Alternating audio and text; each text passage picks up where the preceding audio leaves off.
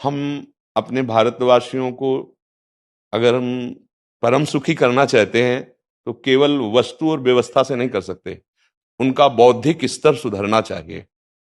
आज हमारे समाज का बौद्धिक स्तर गिरता चला जा रहा है, बहुत चिंता का विषय है।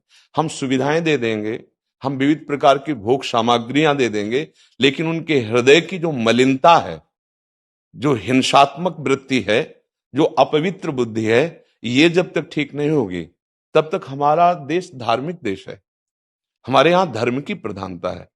तो इसी बात को बार बार हम सबसे निवेदन करते हैं कि ये जो हमारी नई पीढ़ी है, इसी से हमारे राष्ट्र की रक्षा करने वाले प्रकट होते हैं। जो विद्यार्थी जन है, उन्हीं में कोई एमएलए बनता है, उन्हीं में कोई सांसद बनता है, उन्हीं में कोई मुख्यमंत्री बनता है, उन्हीं में कोई राष्ट्रपति या प्रधानमंत्री उन्हीं में अपने लोग भी सब थे। अब हमारी शिक्षा केवल आधुनिकता का स्वरूप लेती जाए और व्यभिचार प्रवृत्ति, व्यसन प्रवृत्ति, हिंसा प्रवृत्ति, ये नई पीढ़ी में देखकर बहुत असंतोष हृदय में होता है। इसीलिए कितनी भी शरीर में पीड़ा हो, हम प्रयास करते हैं जितने से जितने सामने हमारे भगवत स्वरूप जन आते हैं, पहले बुद्धि शुद्ध होनी चाहिए। मय्ये वो मन आदत स्व मई बुद्धिम निवेश है, तो निवशिष्यति मय्ये व अत ऊर्ध्वम न संशया, तू मेरे में ही निवास करेगा, अर्थात भगवदानंद में। अविनाशी जीव कभी भोग विलास में तृप्त हो ही नहीं सकता। हम अगर अपने राष्ट्र की विशेष सेवा, तो हमारे धर्म का परिचय, जैसे आप जन करते हैं, धर्म का हमारा क्या स्वरूप है, हमारे जीवन का लक्ष्य क्या है। हमें जितना राम जी प्रिय हैं, कृष्ण जी प्रिय हैं, उतने भारत देश हमारे लिए प्रिय है। जैसे राम भक्त, कृष्ण भक्त, वैसे हमारे भारत देश का हर जन जन हमारा आदरणीय और पूजनीय। पर अब जो मानसिकताएं बन रही हैं, वो हमारे धर्म और हमारे देश के लिए लाभदायक नहीं होंगी।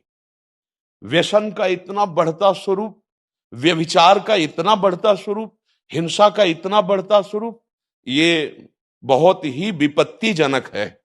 अगर ये बढ़ता रहा तो हम विविध प्रकार की सुख सुविधाएं देने पर भी अपने देशवासियों को सुखी नहीं कर पाएंगे, क्योंकि सुख का स्वरूप विचार से होता है। सुख और दुख की स्थिति सत्य नहीं है, आगमा पाइनो अनित्यास, लेकिन हमारा विचार, और विचार हमारा गंदा हो रहा है। बस हमारा उद्देश्य यही है कि हमारे देशवासियों का विचार शुद्ध होना चाहिए। अगर विचार शुद्ध है तो राष्ट्र प्रियता, जन सेवा, समाज सेवा, ये सब स्वाभाविक होने लगेगा। और विचार अशुद्ध है तो सुविधाएं बहुत हैं, उनका दुरुपयोग हो रहा है। तो बस आप सबसे बड़े बड़े जो उपदेष्टा जन हैं, जो बड़े बड़े धर्म की रक्षा के लिए भगवान ने जिनको भेजा है, उन सबसे यही प्रार्थना है कि सब व्यवस्था करते हुए हमारे देशवासियों की बुद्धि अध्यात्म को समझे। बिना अध्यात्म को समझे दुख सुख की समानता बिना किए परम सुख का अनुभव हो ही नहीं सकता। इस मायाकृत भोग पदार्थों को भगवान ने दुख योनया कहा है। मानो एक बोर्ड लगा दिया, दुखालयम अशाश्वतम। और हम सब यही चाहते हैं कि लौकिक भोगों को भोगने से ही हमारा राष्ट्र सुखी हो जाएगा या हम सुखी हो जाएंगे। नहीं, लौकिक भोगों को पूजन सामग्री बना करके और साध्य सच्चिदानंद प्रभु को रखा जाए तो आनंद की उमंगन हो जाएगी। बहुत सुंदर मानव जीवन का स्वरूप है, जिसे देव दुर्लभ कहा गया। दुर्लभो मानुषो देहो, लेकिन क्या दुर्लभता शब्द स्पर्श रूप रस गंध इन्हीं विषय के भोगने की या इन्हीं सुविधाओं के लिए दुर्लभ कहा गया? दुर्लभ है किसी सच्चिदानंद सुख के लिए। और उस सुख को तो हम भूले हुए, एकदम बहते हुए शब्द स्पर्श रूप रस गंध के प्रवाह में चले जा रहे हैं और इसी को सौभाग्य समझ रहे हैं कि हमें सुख प्राप्त हो रहा है। नहीं, हम सबसे प्रार्थना करते हैं कि आप अपने धर्म को समझिए। आप अपने स्वा को जहां जहां स्थापित करते चले जा रहे हैं, आप उसे गंदा करते चले जा रहे हैं। मदिरा में, हिंसा में, द्यूत कीड़ा में, बेविचार में, इसे दोष नहीं समझा जा रहा आज। और हमारे शास्त्र और हमारा धर्म इसको निषेध करता है। कलयुग की स्थिति बताई गई है। छोटे छोटे बच्चे व्यसन करने में लग गए। आज स्कूली विद्यार्थी जिनको ब्रह्मचर्य से पुष्ट होना चाहिए, वो ब्रह्मचर्य नष्ट कर रहे हैं। ये बड़ा चिंता का विषय है। हमारे देश के लिए जो जवान चाहिए, हमारे देश के लिए जो भक्ति चाहिए, उसमें बुद्धि और शरीर बल दोनों होना चाहिए। शरीर बल क्षीण हो रहा है क्योंकि व्यभिचार प्रवृत्ति में बहुत कमजोर अवस्था में, जैसे गेहूं की फसल है और गलेथ में काट ली जाए तो न दाना मिलेगा न सही भूस मिलेगा। ऐसे ही 20 वर्ष की अवस्था तक यदि ब्रह्मचर्य नष्ट कर दिया जाए तो वो गृहस्थ के योग्य में नहीं रह सकता। राष्ट्र सेवा की क्या बात है।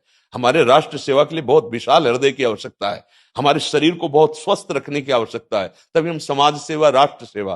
तो शरीर और बुद्धि दोनों का स्वस्थ होना बहुत आवश्यक है। तो शरीर को तो नष्ट किया जा रहा है विषय भोगों में।